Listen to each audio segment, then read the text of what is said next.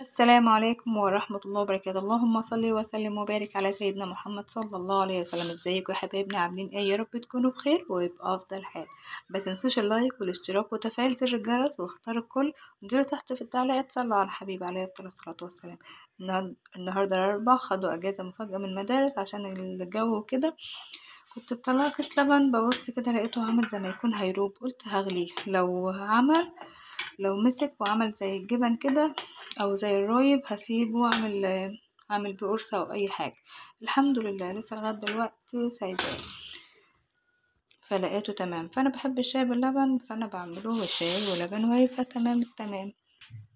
صحيت بقى، روقت مطبخي كالعادة، وكنت كان في شوية بصل. بما اننا هنعمل سمك قلت ايه، نجمل كده شوية البصل، نغسله وننضفه. وحتى رمات الاخضر في اكل الطيور، ورمات التينة ومش عارفة ايه والحاجة من على الحوض بالشباك. ودوت قلت هنزلها بقى مع المية. وطلعت السمك من الفريزر يفك، كنت جايباه من السوق امبارح. اسعار السمك غليت، ايه ده؟ يعني ميتينات وميتين لا ما شاء الله. يعني جيت اسأل عن السمك المكريل اللي هو الاصلي، لقيتها بتقولي فيه ب200 وفيه ب180. قلت لا ما هو كده كده سمك، هات من النوع التاني. فجبنا كيلو واحد وهنعمله. لو لقيناه كمية هنعمل 2 صينية، لأن عيالي بيحبوه بالطماطم ومش عارفة ايه الحاجة اللي عليها، التحبيش اللي عليها زي ما بنقول. والتاني هقطعه ونقليه.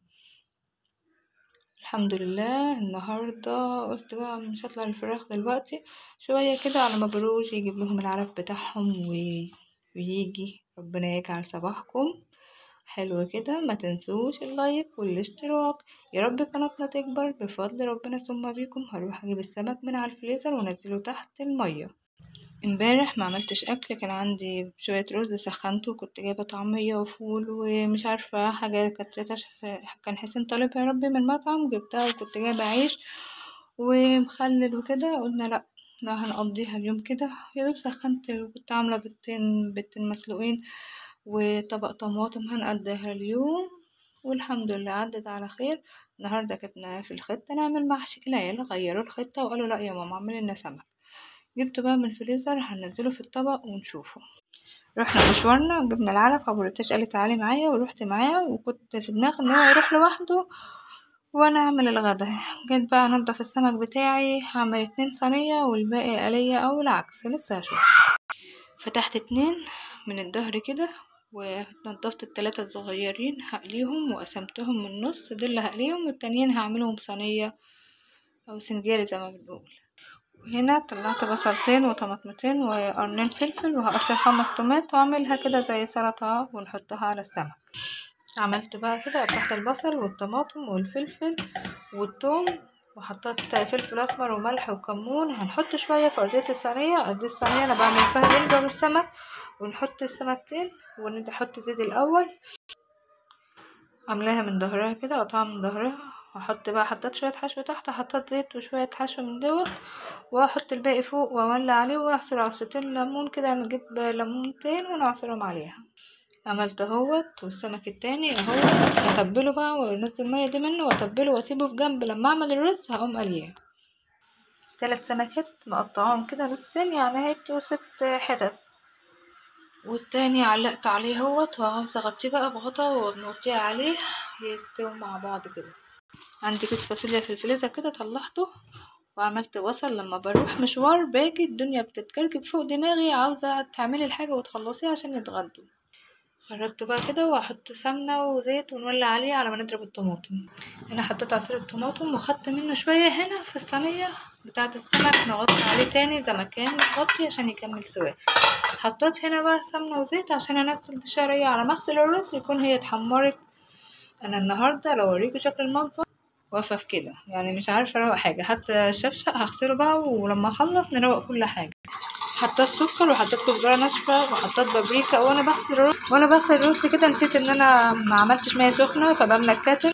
مليت الكاتل بقى عشان هنحط ميه سخنه للرز. وسبق قبل كده قلت لكم ان ولادي ولا بيحبوا الرز ساديه مع السمك، بعمل لهم رز بشعريه او رز معمر. فانا هعمل رز بشعريه. اولع البوتاجاز كده على ما اسخن، على ما اغسل الرز يكون الشعريه احمرت. وطول ما انا بغسل الرز ايدي في الشعريه عشان بتتحرق بسرعه. ننزل بقى بالفاصوليا بتاعتنا على ما نغسل الرز هو كمان. هنا شوية دقيق كنت انا حاطه عليه ملح وكمون وفلفل اسمر، جبته من التلاجة كده نكمله، وده اخر حاجة عندي. رحت جبت مكعب مرقة فراخ وانا بعيش كيس الشعرية في التلاجة.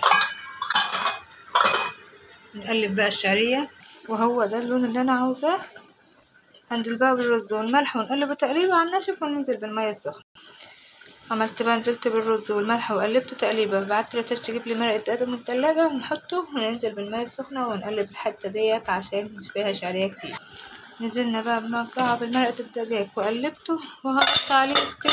وطبعا قلت لكم مش لاقيه غطيان، هو انا عارفه الغطيان ومكسله اجيبها عشان انا مستعجله. ببص على الفاصوليا تمام، وسمك لولادي يعني سلطه. حطيت خيار تحت والطماطم وفلفل ونغسلهم، ممكن نحط لها بصلايه وممكن لا، هما بيحبوها بالبصلايه وانا ما بحبهاش لانها بتتعبني، عاوزه اخلص عشان الم الكركبه اللي حواليا. قلت اما اروح اعين اللبن في التلاجة لقيته مسك، هيتعمل له بيه قصتين فعلا. هبقى اعمل بيه كيلو دقيق كده ونحطه، نروح برضو نحطه في التلاجة عشان الجو بقى حر واي حاجة بتمسك واي حاجة بتبوظ. عملت لهم بصلاية، اكبر بصلاية من البصل الاخضر خدتها وعملتها وحطت لهم بقى ليمون كده عشان البصل، ونروح نوديها في التلاجة. حطت لها شوية خل عشان ما تصننش زي ما احنا بنقول كده. نروح بقى نوديها في التلاجة عشان البصل، لا اما تعمليها وقت ما تقدمي تقطعي البصلة وقت ما تقدمي الغدا، لا اما تعمليها دلوقتي لو مستعجلة وترميها في التلاجة زي حالاتي كده. انا ما عنديش سمك كتير، جبت الطاسة وحطيت فيها شوية كده، الطاسة خصصتها بالسمك خلاص. طبعا متبلة السمك بالدقة اللي انا عاملاها في البرطمانات، ننزله بس في الظهر كده بالدقيق. وطبعا انا قلت لكم انا متبلة الدقيق بملح وكمون وفلفل اسمر زي ما انتم شايفين كده. وينزل بقى بالزيت هو سخن خلاص، ينزل فيها. الهواء قام عندنا جامد النهارده، يوم الاجازه بتاع الاربع اللي مقدسين المدارس عشان الهواء. نزلت طبعا بالليمونه دي، كنت حاطاها على السلطه ونزلت بليمونه مع ولا عصرتها ولا اي حاجه في الزيت عشان يعمل ريحه. وهنا السمك كان استوى وهطفى عليه، قلت لتاجي انزله تحت الشوايه، قالت لي لا. الرز بتاعنا كان استوى وصفت عليه كده، طعمه بصراحه انا قاعده اكل فيه. ما فطرتش وهموت من الجوع، ولا ما فطروش يعني. بتاعت غمضت في الشاي عشت شاي، بس بقت قديمة ما حدش يعمل يدقق لان هي خلاص انا خصصتها للسمك كده. وانا طبعا الحوض كان مكانه كده السمك غسلته غسلة حلوة عشان اي حاجة تطلع من هنا على الجنب. وطبعا ده بخليه اخر حاجة خالص، ما عندناش الا ديت في حاجة للسمك، اكتر من كده ما فيش. وعاوزة اقعد عشان بجد ظهري اتكسر. اعملوا لنا لايك واشتراك وفعلوا زر الجرس تساعدونا القناة تشتغل وتثبت في اليوتيوب. يا رب تكونوا سبب في تشغيل القناة بعد ربنا. وكده طلعنا السمك بتاعنا، دي اخر حاجة، وهي كانت طاسة واحدة بس وطفت على السمك الصينية. وقلت لكم ريتاش نزلت ان هي تحطه تحت الشواية، وطفت على الرز والفاصوليا لسه قدامها شوية. وطبعا ده غدانا بفضل الله وستره، الحمد لله. ربنا يديمها نعمة ويحفظنا من الزوال ويحفظها من الزوال. وطبعا كنت غاسله البصل الاخضر معاكم والطبق السلطة، والحمد لله نعمة من عند ربنا. نشطف حوضنا طبعا غسلته هنا، وده اخر حاجة. ونقلت بتاعة الصابون على ما شطف الناحية دي. وكده يبقى بفضل الله الفيديو بتاعنا انتهى. وما تنسوش دعوة حلوة لأخواتنا في فلسطين. اللهم عليك باليهود، اللهم عليك باليهود، اللهم عليك باليهود. اللهم انصر أخواتنا في فلسطين يا رب العالمين. اللهم استر بيتنا، ربنا يستر بيتنا يا رب. ربنا يتم أهل فلسطين من نعم الدنيا ونعم الآخرة. ربنا يحفظ ولادنا ويبارك فيهم ويهديهم يا رب. وربنا يديم ستره علينا ويحمي ولادنا ويحمي بلادنا ويحمي فلسطين.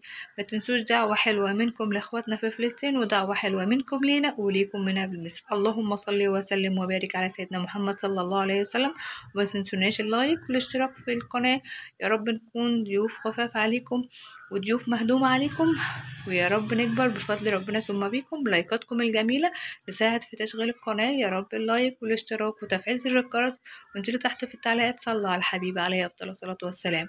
ربنا يجعل بيوتكم كلها مستورة وعمرانة. والسلام عليكم ورحمة الله وبركاته.